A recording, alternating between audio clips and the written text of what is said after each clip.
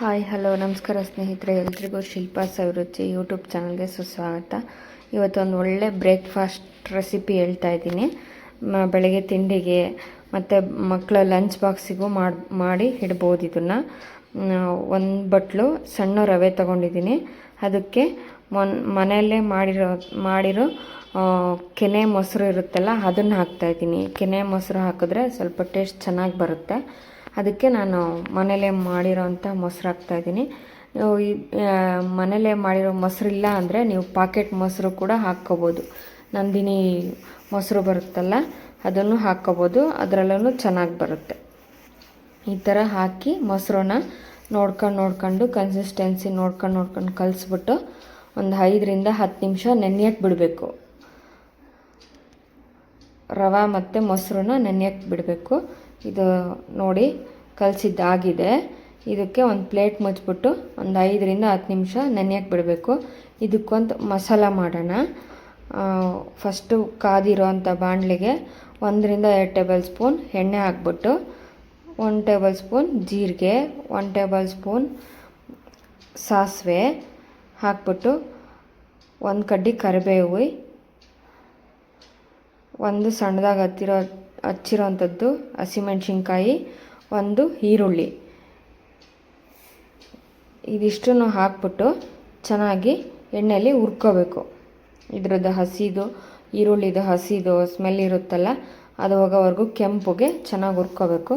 ಆಮೇಲೆ ಸ್ವಲ್ಪ ಎಲೆಕೋಸು ತಗೊಂಡಿದ್ದೀನಿ, ಸಣ್ಣದಾಗಿ ಕಟ್ ಮಾಡಿರೋವಂಥದ್ದು. ಸ್ವಲ್ಪ ಕ್ಯಾರೆಟ್ ತುರಿ ತಗೊಂಡಿದ್ದೀನಿ. ಅದನ್ನು ಹಾಕ್ಬಿಟ್ಟು ಚೆನ್ನಾಗಿ ಎಣ್ಣೆಯಲ್ಲಿ ಫ್ರೈ ಮಾಡಬೇಕು. ಆಗಿದೆ ನೋಡಿ. ಇವಾಗ ಸ್ವಲ್ಪ ಲಾಸ್ಟಲ್ಲಿ ಟೊಮೊಟೊ ಹಾಕ್ತಾಯಿದ್ದೀನಿ ನಾನು. ಇವಾಗ ಟೊಮೊಟೊನೂ ಹಾಕಿ ಸ್ವಲ್ಪ ಸಾಫ್ಟ್ ಆಗೋವರೆಗೂ ಫ್ರೈ ಮಾಡಬೇಕು. ಮತ್ತು ಸೊಪ್ಪುಗಳು ಹಾಕ್ತಾಯಿದ್ದೀನಿ ನಾನಿಲ್ಲಿ. ನುಗ್ಗೆ ಸೊಪ್ಪು ಹಾಕಿದ್ದೀನಿ, ಮತ್ತು ಸಬ್ಬಾಕ್ಸಿ ಸೊಪ್ಪು ಹಾಕಿದ್ದೀನಿ ಸ್ವಲ್ಪ, ಮತ್ತು ಪಾಲಕ್ ಸೊಪ್ಪು. ಇದಿಷ್ಟನ್ನು ಹಾಕ್ಬಿಟ್ಟು ಚೆನ್ನಾಗಿ ಹುರ್ಕೊಳ್ಳೋದು. ರುಚಿಗೆ ಸ್ವಲ್ಪ ಖಾರ ಇರಲಿ ಅಂತ ಖಾರದ ಪುಡಿನೂ ಹಾಕ್ತಾಯಿದ್ದೀನಿ, ಹಸಿಮೆಣ್ಸಿನ್ಕಾಯಿನೂ ಹಾಕಿದ್ದೀನಿ.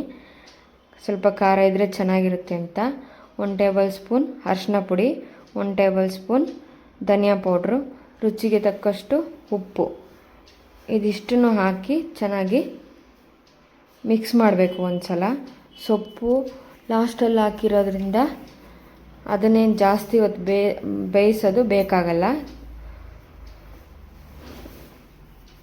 ಆಗಿದೆ ನೋಡಿ. ಇವಾಗ ಫ್ರೈ ಆಗಿದೆ. ಇದನ್ನು ಸ್ವಲ್ಪ ತಣ್ಣಗಾಗಕ್ಕೆ ಬಿಡಬೇಕು, 1-2 ನಿಮಿಷ. ತಣ್ಣಗಾಗಕ್ಕೆ ಬಿಟ್ಬಿಟ್ಟು ರವೆ ಇರುತ್ತಲ್ಲ, ಅದ್ರ ಜೊತೆಗೆ ಇದನ್ನು ಮಿಕ್ಸ್ ಮಾಡಬೇಕು.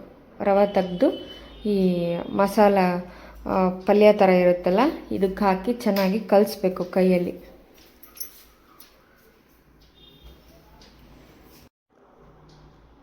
ನಾನು ಸ್ವಲ್ಪ ಇದಕ್ಕೆ ತೆಂಗಿನಕಾಯಿ ಇರುತ್ತಲ್ಲ ಸಣ್ಣದಾಗಿ ಹಚ್ಚಿರೋದು, ಅದನ್ನು ಹಾಕ್ತಾಯಿದ್ದೀನಿ.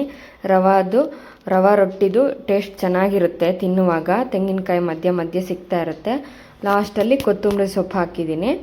ಇದು ಹಾಕಿದ್ದೀನಿ ನೋಡಿ. ಫ್ಲೇವರ್ ಚೆನ್ನಾಗಿರುತ್ತೆ ಕೊತ್ತಂಬರಿ ಸೊಪ್ಪಿಂದು ಲಾಸ್ಟಲ್ಲಿ ಹಾಕಿದ್ರೆ. ಮತ್ತು ನೆನೆಸಿರೋ ಅಂಥದ್ದು ರವೆ ಮೊಸರು ಇರುತ್ತಲ್ಲ, ಅದನ್ನು ಹಾಕ್ತಾಯಿದ್ದೀನಿ ಇವಾಗ. ಇದನ್ನು ಹಾಕಿ ಚೆನ್ನಾಗಿ ಕಲಿಸ್ಬೇಕು. ಒಂದು ಸಲ ಕೈಯಲ್ಲಿ ಚೆನ್ನಾಗಿ ಕಲಿಸ್ಬೇಕು. ಇದನ್ನು ಒಂದಕ್ಕೊಂದು ಎಲ್ಲ ಉಪ್ಪು, ಖಾರ, ರವೆ, ಮಸಾಲದು ಎಲ್ಲ ತರಕಾರಿ, ಸೊಪ್ಪು ಎಲ್ಲ ಒಂದಕ್ಕೊಂದು ಚೆನ್ನಾಗಿ ಬೆರ್ತಿರಬೇಕು. ಹಾಗೆ ಚೆನ್ನಾಗಿ ಕಲಿಸ್ಬೇಕು.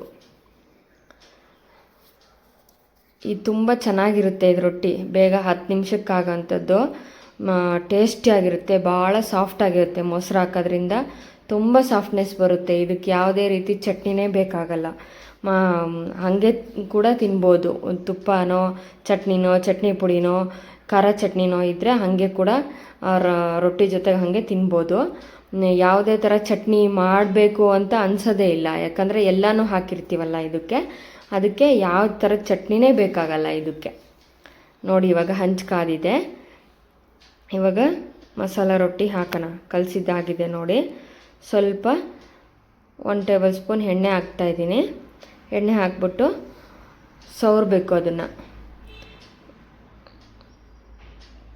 ಹಂಚು ನಿಮಗೆ ಎಷ್ಟು ಅಗಲಕ್ಕೆ ರೊಟ್ಟಿ ಬೇಕಾಗುತ್ತೋ ಅಷ್ಟು ಅಗಲಕ್ಕೆ ಎಣ್ಣೆನ ಸವರ್ಕೊಳ್ಳೋದು. ಸವರ್ಬಿಟ್ಟು ಹಂಚು ಕಾದಿದೆ ನೋಡಿ, ಇವಾಗ ರೊಟ್ಟಿ ಹಾಕೋಣ. ಕಲಸಿರೋದು ಈ ಥರ ಚೆನ್ನಾಗಿ ಕಲಿಸ್ಕೋಬೇಕು. ಕಲಸಿದಾಗಿದೆ. ಒಂದು ಬಟ್ಲಲ್ಲಿ ನೀರು ತೊಗೊಂಬಿಟ್ಟು ಕೈಯನ್ನು ಹದ್ದಿ ನೀರಲ್ಲಿ ತಟ್ಟಬೇಕು. ಅದು ಅಂಟಲ್ಲ ಆವಾಗ ಕೈಗೆ. ನೋಡಿ, ನಿಮ್ಗೆ ಎಷ್ಟು ದೊಡ್ಡದು ಬೇಕಂದರೆ ದೊಡ್ಡದು ತಟ್ಕೋಬೋದು, ಚಿಕ್ಕದು ಬೇಕಂದರೆ ಚಿಕ್ಕದು ತಟ್ಕೋಬೋದು. ನಾನು ಒಂದು ಮೀಡಿಯಮ್ ಸೈಜಲ್ಲಿ ತಟ್ತಾಯಿದ್ದೀನಿ ರೊಟ್ಟಿನ. ರವಾ ಮಸಾಲ ರೊಟ್ಟಿ ನೋಡಿ ಚೆನ್ನಾಗಿದೆ, ಎಷ್ಟು ರುಚಿಯಾಗಿರುತ್ತೆ ಅಂದರೆ ತುಂಬ ಟೇಸ್ಟಿಯಾಗಿರುತ್ತೆ. ನೀವು ಮನೇಲಿ ಮಾಡ್ಕೊಳ್ಳಿ. ಮೇಲೆ ಸ್ವಲ್ಪ ಎಣ್ಣೆ ಹಾಕಬೇಕು. ಒಂದು ಪ್ಲೇಟ್ ಮುಚ್ಚೋಣ. ನೀವು ಈ ರೆಸಿಪಿನ ಮನೇಲಿ ಟ್ರೈ ಮಾಡಿ ಒಂದು ಸಲ, ಹೇಗೆ ಬರುತ್ತೆ ಅಂತ ಕಮೆಂಟ್ ಮಾಡಿ. ತುಂಬ ರುಚಿಯಾಗಿರುತ್ತೆ. ಇವಾಗ ನೋಡಿ ಬೆಂದಿದೆ, ಪ್ಲೇಟ್ ತೆಗಿಯೋಣ. ಇವಾಗ ಬೆಂದಾಗಿದೆ ನೋಡಿ. ಎರಡೇ ಸಲ ಒಂದು 5 ನಿಮಿಷ ಮೀಡಿಯಮ್ ಫ್ಲೇಮಲ್ಲೇ ಬೇಯಿಸ್ಬೇಕು. ತೀರಾ ಸಣ್ಣ ಮಾಡಬಾರ್ದು, ತೀರಾ ಜಾಸ್ತಿನೂ ಮಾಡಬಾರ್ದು. ನೋಡ್ಕೊಂಡು ರೊಟ್ಟಿ ಸೀದೋಗೋ ಥರ ಮಾಡಬಾರ್ದು, ಇದ್ರ ಕಡೆನೇ ಗಮನ ಇರಬೇಕು. ನೋಡಿ ರೊಟ್ಟಿ ಆಯಿತು ನೋಡಿ, ಎಷ್ಟು ಚೆನ್ನಾಗಿದೆ ರೊಟ್ಟಿ, ತುಂಬ ಸಾಫ್ಟಾಗಿರುತ್ತೆ.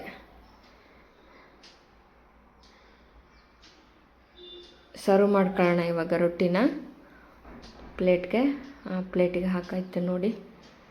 ತುಂಬ ಸಾಫ್ಟಾಗಿರುತ್ತೆ. ಯಾವ ಥರದ್ದು ಚಟ್ನಿನೇ ಬೇಕಾಗಲ್ಲ ಇದಕ್ಕೆ, ಹಾಗೆ ಕೂಡ ತಿನ್ಬೋದು. ಎಲ್ಲ ಸೊಪ್ಪು ತರಕಾರಿ ಎಲ್ಲ ಹಾಕಿರ್ತೀವಲ್ಲ, ಅದೇ ಥರ ಇನ್ನೊಂದು ರೊಟ್ಟಿ ಮಾಡೋಣ. ಸ್ವಲ್ಪ 1 ಟೇಬಲ್ ಸ್ಪೂನ್ ಎಣ್ಣೆ ಹಾಕಿದ್ದಾಗಿದೆ ನೋಡಿ. ಇದನ್ನು ಕೂಡ ಒಂದು ಬ್ರಷ್ ಇರುತ್ತಲ್ಲ ಎಣ್ಣೆದು, ಅದನ್ನು ತೊಗೊಂಬಿಟ್ಟು ಸವರ್ಬಿಟ್ಟು ಇನ್ನೊಂದು ರೊಟ್ಟಿ ಹಾಕೋಣ ನೋಡಿ. ಈ ಥರ ನೀರಲ್ಲಿ ಕೈ ಹತ್ಕೊಂಡು ತಟ್ಟಬೇಕು, ಹಂಗಾದರೆ ಅದು ಅಂಟೋದಿಲ್ಲ ಕೈಗೆ. ನಿಮ್ಗೆ ಎಷ್ಟಾಗ್ಲಿಕ್ಕೆ ಬೇಕೋ ಅಷ್ಟಾಗಲ ತಟ್ಕೋಬೋದು. ತುಂಬ ಟೇಸ್ಟಿಯಾಗಿರುತ್ತೆ ಇದು ರೊಟ್ಟಿ. ಈಸಿಯಾಗಿ ಬೇಗ 10 ನಿಮಿಷಕ್ಕೆ ಆಗೋಂಥದ್ದು. ಏನು ಮಾಡಬೇಕು ಅಂತ ತಲೆ ಓಡಲಿಲ್ಲ ಅಂದರೆ 1 ಕಪ್ ರವೆ ಇದ್ಬಿಟ್ರೆ ಸಾಕು, ಬೇಗ ಹಾಕ್ಬಿಡುತ್ತೆ. ಯಾವ ತರಕಾರಿ ಬೇಕಾದರೂ ಹಾಕ್ಕೋಬೋದು, ಯಾವ ಸೊಪ್ಪಾದರೂ ಹಾಕ್ಕೋಬೋದು. ಎಲ್ಲನೂ ಸೊಪ್ಪು ಹಾಕಬೇಕು ಅಂತ ಏನಿಲ್ಲ. ಕೊತ್ತಂಬರಿ ಸೊಪ್ಪು ಇದ್ದರೆ 1-2 ಈರುಳ್ಳಿ ಇದ್ರೂ ಇದೇ ಥರ ಮಾಡ್ಬೋದು. ಈರುಳ್ಳಿ ಕೊತ್ತಂಬರಿ ಸೊಪ್ಪು ಈ ಥರ ಸ್ವಲ್ಪ ತರಕಾರಿನಲ್ಲೇ ಮಾಡ್ಬೋದು. ನಾ ಹಾಕಿದ ಎಲ್ಲ ತರಕಾರಿ ಎಲ್ಲ ಸೊಪ್ಪು ಹಾಕಬೇಕು ಅಂತೇನಿಲ್ಲ. ಅದರಲ್ಲಿ ಯಾವುದು 1 ಅಥವಾ 2 ಇಲ್ಲ ಅಂದರೂ ನಡೆಯುತ್ತೆ. ತುಂಬ ಈಸಿಯಾಗಿ ರೊಟ್ಟಿನ ಮಗ್ಚಾಕ್ಬೋದು. ತಳ ಹಿಡಿಯುತ್ತೆ, ಅದು ಅಂಟ್ಕೊಳ್ಳುತ್ತೆ, ಆ ಥರ ಏನಿರಲ್ಲ. ತುಂಬ ಈಸಿಯಾಗಿ ಬರುತ್ತೆ, ಸಾಫ್ಟಾಗಿರುತ್ತೆ. ಇದೇ ಥರ ಈ ರೆಸಿಪಿನ ನೀವು ಮನೇಲಿ ಟ್ರೈ ಮಾಡಿ. ನಮ್ಮ ಚಾನಲ್ಗೆ ಸಪೋರ್ಟ್ ಮಾಡಿ. ಈ ವಿಡಿಯೋನ ಲೈಕ್ ಮಾಡಿ, ಶೇರ್ ಮಾಡಿ. Please subscribe my channel. Thank you all.